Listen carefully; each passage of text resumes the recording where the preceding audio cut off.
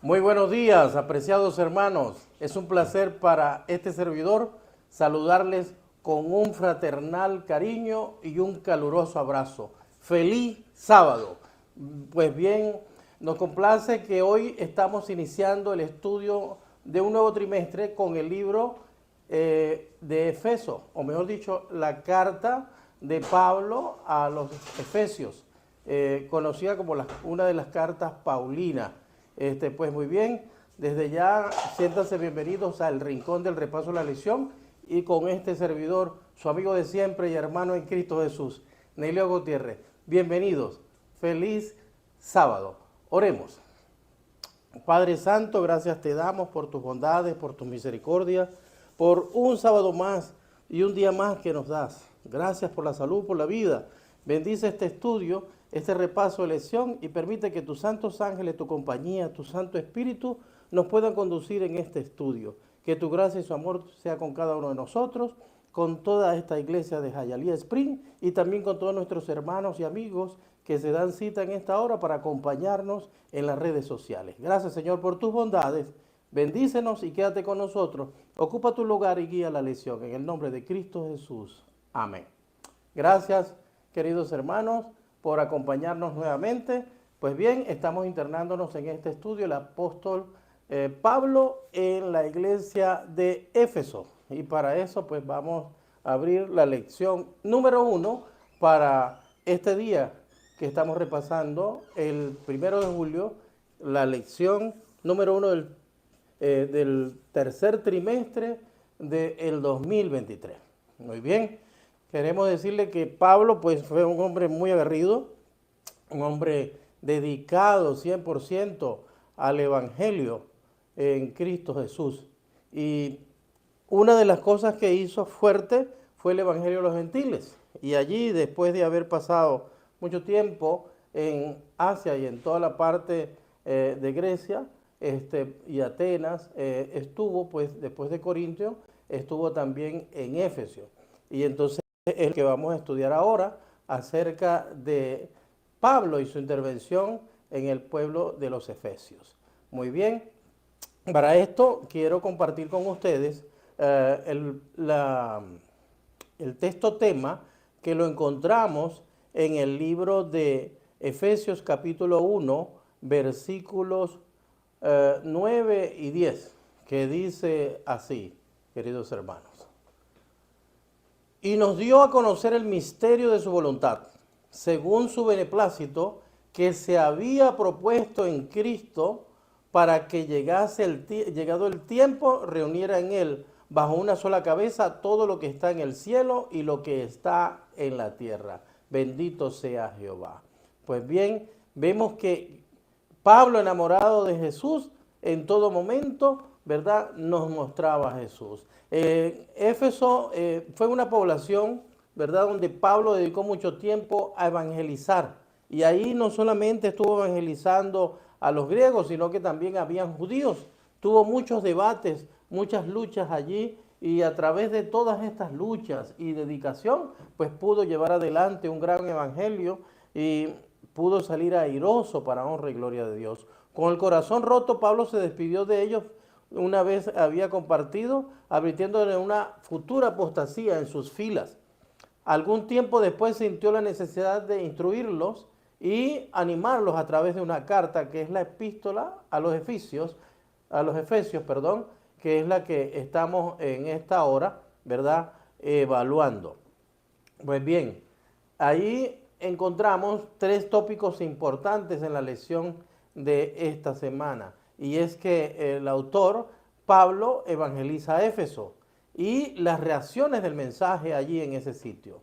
¿Quiénes son sus destinatarios y la temática? El estilo elevado y las metáforas que usa Pablo para poder transmitir su mensaje y el tema principal que es Cristo Jesús. Para esto dedica 49 pronunciaciones acerca de Cristo.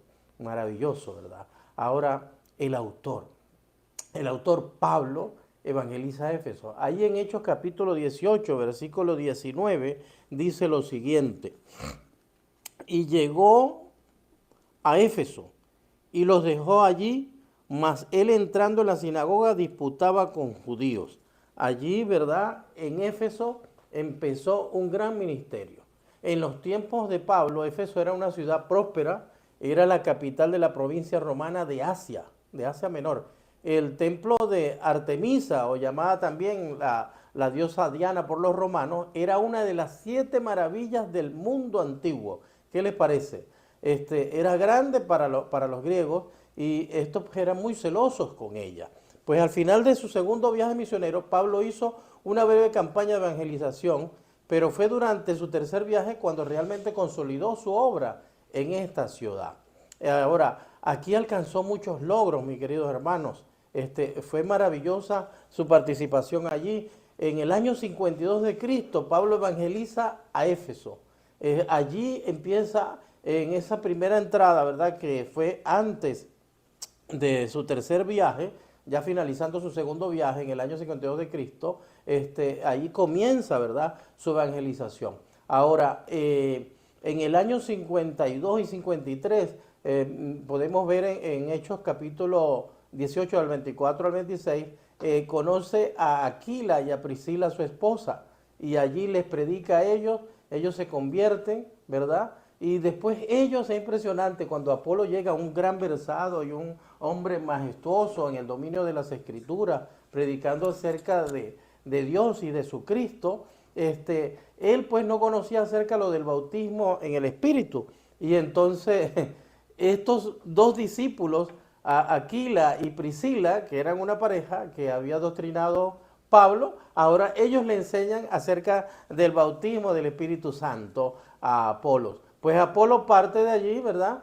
Sigue predicando en Corinto y Pablo regresa en el año 53 al 56 y dura allí 3 años. Esto se desarrolla pues en Hechos capítulo 19, versículo 1, 10 y 22. Allí podemos ver en el 20 y 31 cómo pasa durante todo ese tiempo allí, ¿verdad? En Éfeso. Ahora, en el año 57 de Cristo está en Mileto y allí se despide de los ancianos de Éfeso. Manda a llamarlos, llegan a donde está él y allí pues él se despide ya sabiendo pues que no iban a poderse encontrar más con ellos.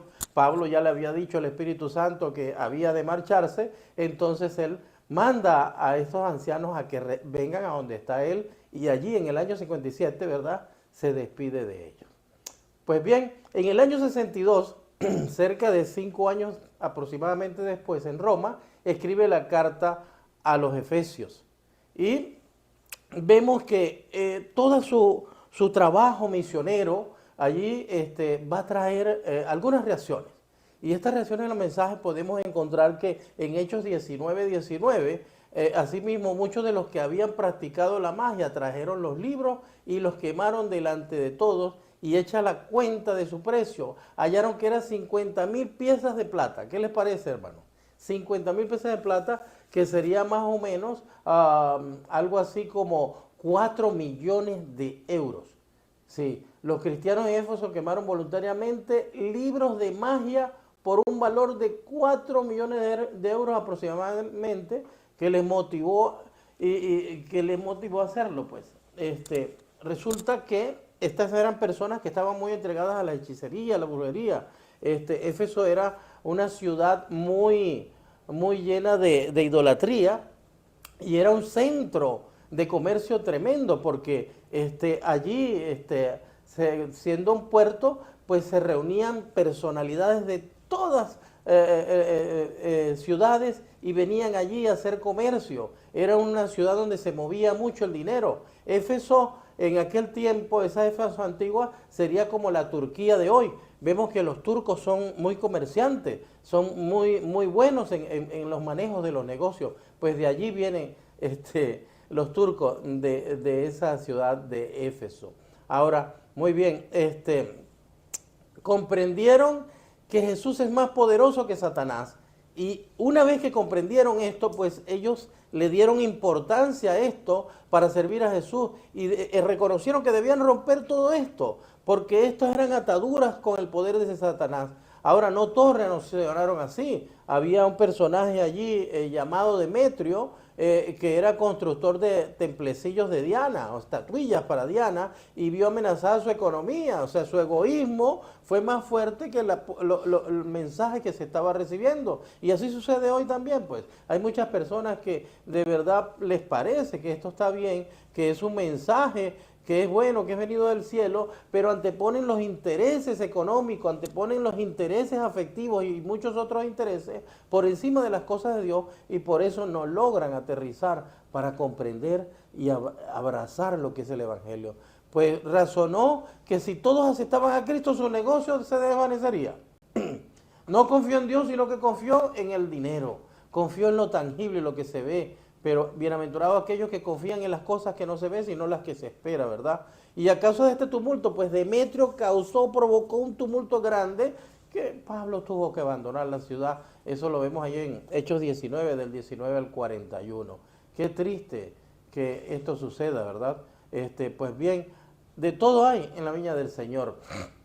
Fíjense, en Hechos de los Apóstoles, este libro escrito por Elena de White, en la página 234 dice: estos tratados sobre adivinación contenían reglas y formas de comunicarse con los malos espíritus.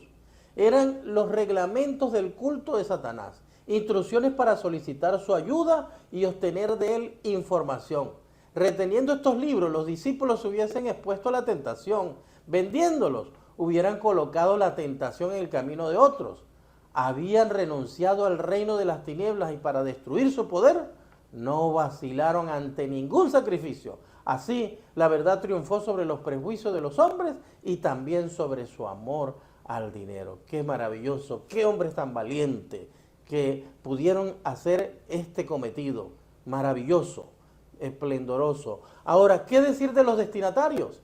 Los destinatarios eran, por supuesto, los efesios. Vemos Efesios capítulo 1, versículo 1, dice: Pablo, apóstol de Jesucristo, por la voluntad de Dios, a los santos y fieles en Cristo Jesús que están en Éfeso.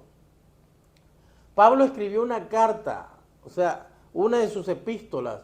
Como no era una carta personal, sino que estaba dirigida a toda la iglesia, esta pues tenía que ser leída en público y la enviaron por Tíquico, que era el portador de la misma. En aquel tiempo, pues la iglesia se reunía en distintos hogares donde se juntaban varias familias para adorar. Allí entonces estaban los miembros de la familia, estaban los esclavos, estaban los mandantes, que eran personas libres que dirigían o comandaban las tropas de los esclavos, e incluso habían clientes también como anfitrión. Y Pablo, que era un misionero nato, pues se aprovechó esta situación para incluir en su epístola mensajes especiales tanto para unos como para los otros que formaban parte de este gran grupo heterogéneo. Qué maravilloso la forma como evangelizaba Pablo, ¿verdad? Qué lindo, qué bello, cómo hacía todas estas cosas. Ahora bien, qué bueno es mirar que también la temática que maneja Pablo aquí es esplendorosa. Fíjense esto, cómo él... miren este bosquejo, cómo se detalla aquí esta carta paulina. Quisiera destacar que esta carta paulina a los Efesios, o la carta de Éfesos, fue hecha estando Pablo en prisión. Y no solo esa, fíjense lo maravilloso de este hombre tan admirable. Un hombre que estuvo equivocado, pero con un gran celo de Dios, y Dios lo transformó de tal manera que, imagínense, Pablo, estando en la prisión, no solamente hizo la carta de Éfeso, sino que hizo también la carta, imagínense, de los filipenses, la carta de los colosenses, y hizo también la carta de Filemón. ¡Qué campeón misionero, hermanos! ¡Qué campeón misionero! De verdad que es admirable. Ahora miren este bosquejo precioso. Encontramos en la parte, la primera parte A, tenemos la bendición. Encontramos del capítulo 1, del 3 al 14. Bendito sea el Dios y Padre de nuestro Señor Jesucristo, que nos bendijo con toda bendición espiritual en los lugares celestiales en Cristo. Oración por la iglesia. Capítulo 1, versículo del 15 al 23. No ceso de dar gracias por vosotros, haciendo memoria de vosotros en mis oraciones. Unidad de judíos y gentiles. Miren cómo él abraza a los dos cuerpos. porque Él es nuestra paz, que de ambos pueblos hizo uno, derribando la pared intermedia de separación. Capítulo 2, versículo 14. Pues bien, qué maravilloso. Revelación del misterio de Cristo. La revelación del misterio de Cristo, ¿verdad? La revelación del misterio de Cristo y de conocer el amor de Cristo que cede a todo conocimiento para que sea lleno de toda la plenitud de Dios. Qué maravilloso este bosquejo, esta primera parte. Pero la segunda no se queda tampoco atrás. Miremos que en la segunda parte, Pablo ahora nos va a mostrar, ¿verdad? Una sesión práctica, unidad por medio de los dones. Del capítulo 4, el capítulo 4 del 1 al 16, a fin de perfeccionar a los santos para la obra del ministerio, para la edificación del cuerpo de Cristo. El capítulo 4 del 17 al 5:21, cambio de vida en cuanto a la pasada manera de vivir, despojados del viejo hombre que está viciado conforme a los deseos engañosos. Practicar el cristianismo en el hogar. El capítulo 5 del 22 al 6:9 se dedica al hogar. Por lo demás, cada uno de vosotros ame también a su mujer como a sí mismo, y la mujer respete a su marido. La armadura del cristiano, vestidos de toda la armadura de Dios para que podáis estar firmes contra las acechanzas del diablo. Qué maravilloso Pablo aquí, qué aguerrido, cómo no deja escapar nada, abrazaba, era un hombre enamorado del Evangelio, vivía el Evangelio, y por eso podemos entender cómo por su celo hasta estuvo equivocado y llegó a cometer errores, porque amaba a Dios. Pero esta pieza así equivocada amaba a Dios, y Dios conocía su corazón, y Dios trabajó de tal manera que este soldado que estuvo sirviéndole a Satanás, ahora lo convirtió para el Evangelio, estuvo dispuesto a servirle a Cristo aún hasta la muerte, y muerte terrible, porque fue degollado. Ahora bien, el estilo elevado y sus metáforas. Qué maravilloso como Pablo aquí con esa destreza, ¿verdad? Dice, algunos años después de haberse despedido de los ancianos de Éfeso, allá en Mileto, ¿verdad? Pablo se encontraba prisionero en una casa alquilada en Roma. Estuvo por 2 años allí, y durante este descanso pensó que su prisión podría desanimar a la gente de Éfeso. Mira cómo se preocupaba por la iglesia, tremendo pastor. Así pues preparó una carta con un elevado estilo literario, bien redactada y con repeticiones pensadas para grabar en sus oyentes lectores las verdades espirituales que necesitaban escuchar. Y incluyó además 4 metáforas para poder comprender mejor la función de la iglesia, y de esa manera grabar en la mente aquellas imágenes que iban a servir para que en cualquier circunstancia y momento ellos comprendieran cuál era su legado y qué debían hacer. Una de esas metáforas es la iglesia como un cuerpo. La iglesia, ¿verdad? Toda es el cuerpo de Cristo. Esa es la iglesia, y todos juntos tienen funciones diferentes, pero todos tienen un fin común, y todas le sirven a alguien. ¿A quién? A Cristo Jesús. La iglesia como un edificio y como un templo. Todo el edificio completo, ¿verdad? Construido, cada bloquecito, cada piedra, ¿verdad? Componen ese edificio, siendo la principal piedra del ángulo Cristo mío, porque Cristo es la roca que de paso es la roca que destruye, ¿verdad?, a la imagen de Nabucodonosor que encontramos en Daniel capítulo 2. Esa roca es Cristo, Él es la principal piedra. Pero todos juntos nosotros, con Él, nos convertimos, ¿verdad?, ¿en qué? En su casa, en su edificio. Ahora, ¿qué más? La iglesia también es presentada en su metáfora como una esposa ataviada para su marido, una esposa esplendorosa, bella, como la muestra Apocalipsis capítulo 12 que estuvimos estudiando el trimestre anterior. Ahora, vemos también que representa a la iglesia como un ejército que bien armado, con toda la armadura de Dios, sale a pregonar el mensaje de Dios con denuedo, con pasión, con amor, aguerrida, a batallar en pro de su comandante, Cristo Jesús. Qué maravilloso Pablo, como aquí, ¿verdad?, colidia con todas estas cosas. Pero qué decir del centro de su mensaje, el tema principal, Cristo Jesús. ¿Qué les parece? Allí en Efesios capítulo 2 versículo 5, aún estando nosotros muertos en pecado, nos dio vida juntamente con Cristo. Por gracia soy salvo. No te costó nada. Cristo dio todo por ti. Estabas condenado. Habías de morir, pero Cristo derramó su vida por ti y por mí. Nos hizo acreedores de la vida eterna.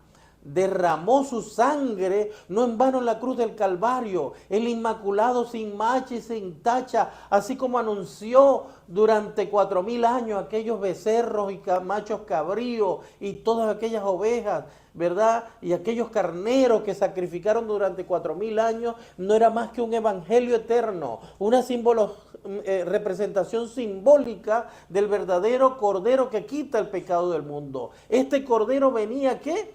A cumplir el pacto, a cumplir ese pacto que había celebrado, ¿verdad?, con su Padre y con el Espíritu Santo en rescate y pro de su pueblo, de ti, de todos ustedes y de mí, Señor.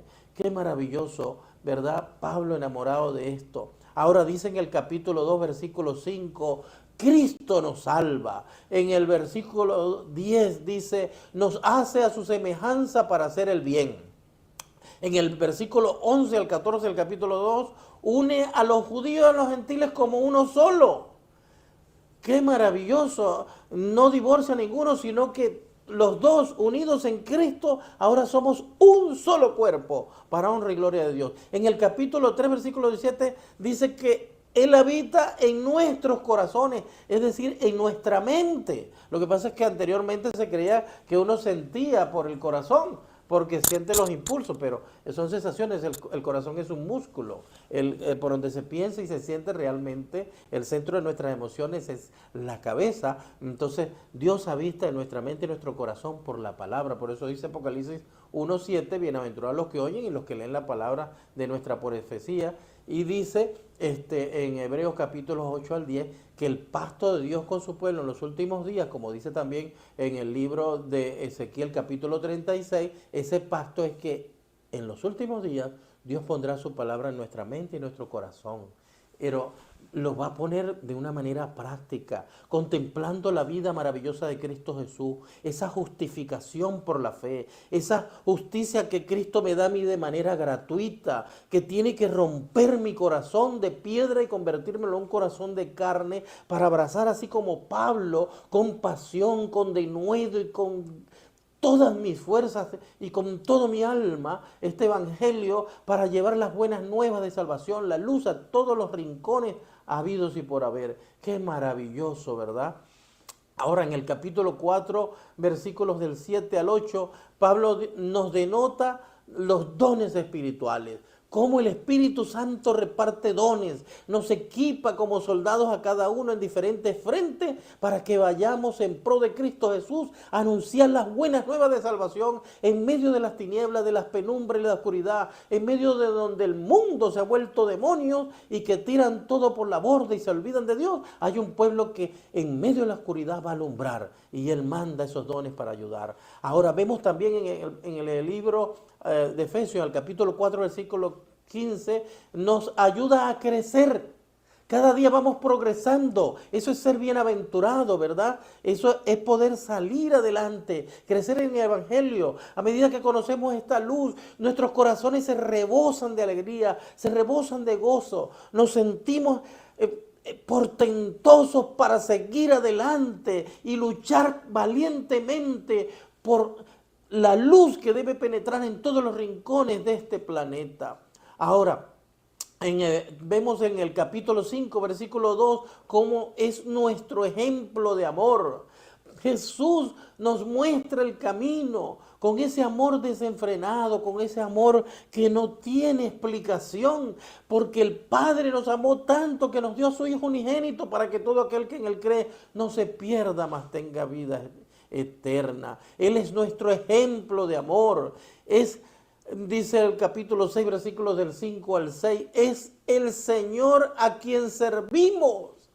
Es el Señor, traducido en el griego como Adonai, ¿verdad? Pero Adonai como Macario, perdón, pero viene de la palabra Adonai, que no es cualquier Señor, es Señor el Dios de los cielos, el creador de los cielos, del universo, tu creador, mi redentor, quien derramó su sangre por ti y por mí, y que no le importó perder su omnipresencia con tal de salvarte, que no le importó dejar todo por poder abrazarte nuevamente, por rescatarte y llevarte de nuevo a su lado, así como el hijo pródigo, cubrirte con su manto de rey y renovarte como su hijo con el anillo, como príncipe del reino celestial. No importa cuán podridos sean tus pecados, no importa cuán feos hayan sido, ni cuán terribles, ni la cantidad. Cristo te ama y quiere darte el cielo, y te lo quiere dar no por un día, sino por la eternidad. Cristo te ama y quiere estar contigo por siempre. Él quiere ser tu amigo, quiere ser tu hermano, quiere ser tu compañero por la eternidad. Debemos luchar por tener este cometido. Cristo quiere estar con nosotros. Pablo busca reavivar el compromiso espiritual de los creyentes de Éfeso. Al recordarles que son parte de la iglesia, que es el corazón mismo del plan de Dios, los unifica en las cosas de Cristo, los edifica en el plan de redención, los involucra, ¿verdad?, como miembros de ese plan estratégico para traer todos al lado de Cristo Jesús. Qué bendición más grande. Cristo nos ama. Y Pablo decía, sé imitadores de mí como yo de Cristo. Él quiere que nosotros vengamos a su lado. Y Pablo, habiendo comprado y creído perfectamente este evangelio, se entregó en cuerpo y alma hasta la muerte. Y por eso dice que compartía las prisiones por ese pueblo maravilloso. Ahora, hay un mensaje maravilloso en el libro de Hechos de los Apóstoles que encontramos allí en la página 375, y dice así: estos mensajes, las cartas de Pablo o los escritos paulinos, no con poder humano sino con el de Dios, contienen las lecciones que deben ser estudiadas por todos, las lecciones que será provechoso repetir frecuentemente. En ellas encontramos delineada la piedad práctica, se formulan principios que deben ser seguidos en cada iglesia y se define el camino que lleva a la vida eterna. Querido hermano, querido amigo, con esto quiero invitarte a que por favor tomes en cuenta los consejos de Dios, que puedas abrazar este evangelio y así como Pablo puedas entrar en comunión con Cristo con todo el cuerpo y toda tu alma. Este es un estudio apasionante. El libro de Efesios encierra enseñanzas maravillosas que te van a hacer feliz para que puedas encontrarte con Jesús y para que vivas una vida plena. Vas a encontrar a un Pablo enamorado de Jesús al punto que dice, ya no vivo yo, más vive Cristo en mí. Y lo que ahora vivo en la carne lo vivo en la fe de aquel que se entregó por mí, que derramó su sangre, su vida por mí. ¿Qué puedo hacer yo que no sea copiar su vida y seguirle como un cordero? Hermano, yo te invito en esta hora a que te comas este libro, a que ames estas palabras, que las grabes en tu mente y en tu corazón. Y además, quiero decirte que si no tienes el ejemplar del estudio de este trimestre, el folleto, pues escríbenos, estamos a tu orden, escríbenos allí y con mucho gusto haremos todos los planes y todo el esfuerzo para que tú tengas un ejemplar de este estudio y que no te quedes fuera, porque queremos compartir contigo estos estudios para que tú también estés con nosotros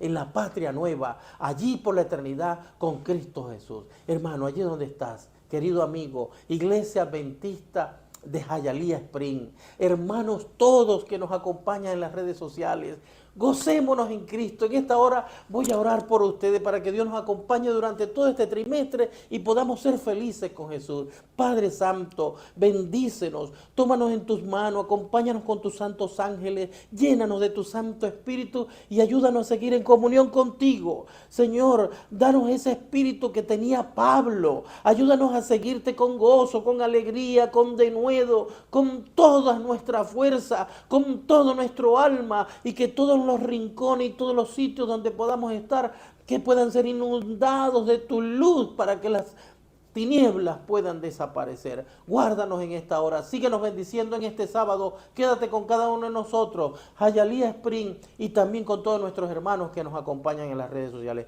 Gracias, es un placer haber estado con ustedes y compartir. Así que ya saben, seguimos con ustedes aquí en el rincón del repaso de la lección, y quien les habló, su amigo de siempre, Neilo Gutiérrez. Que Dios les bendiga. Feliz sábado.